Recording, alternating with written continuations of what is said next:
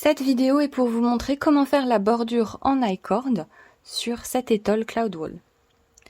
Donc après avoir rabattu en I-cord le haut de cette section, la dernière de l'étole, je me trouve ici avec 3 mailles I-cord sur mon aiguille de droite. On va tricoter l'I-cord un petit peu en biais tout en relevant une maille du bord à chaque fois.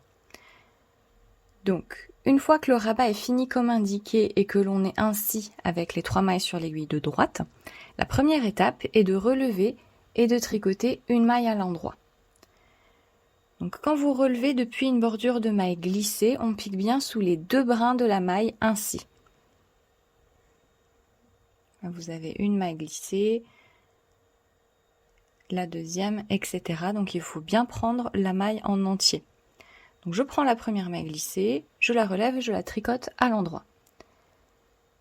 J'ai maintenant 4 mailles. La deuxième étape est de les reglisser sur l'aiguille de gauche.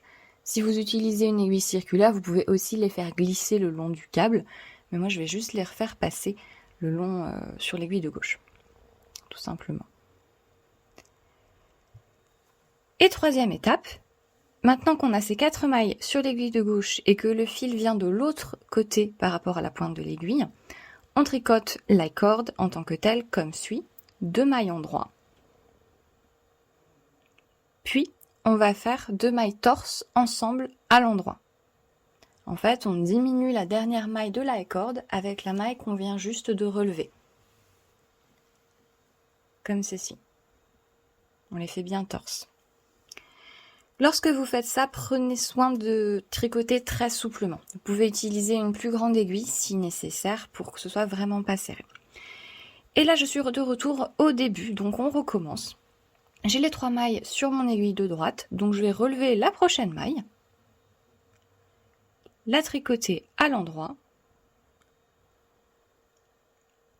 repasser les 4 mailles à gauche, tricoter 2 mailles en droit, puis 2 mailles torse à l'endroit. Encore une fois, je relève une maille. Vous voyez où est-ce que vous avez déjà relevé, donc vous pouvez facilement repérer la maille suivante qu'il vous faut relever et tricoter à l'endroit. Vous remettez les 4 mailles sur l'aiguille de gauche. On tricote 2 mailles en droit, puis 2 mailles torse ensemble à l'endroit.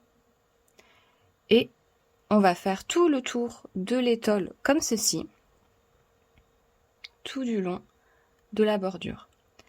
Lorsqu'on arrive à un endroit où ce n'est pas une bordure de mailles glissées, mais où vous avez mis des mailles en attente, vous devez tout simplement les tricoter normalement. Donc au lieu de relever la maille qui a été glissée, vous prenez cette maille qui est en attente ici et vous la tricotez normalement pour la mettre sur votre aiguille. Et voilà! Vous pouvez faire tout le tour jusqu'à arriver à l'endroit où vous avez commencé le rabat en I-cord de la dernière section.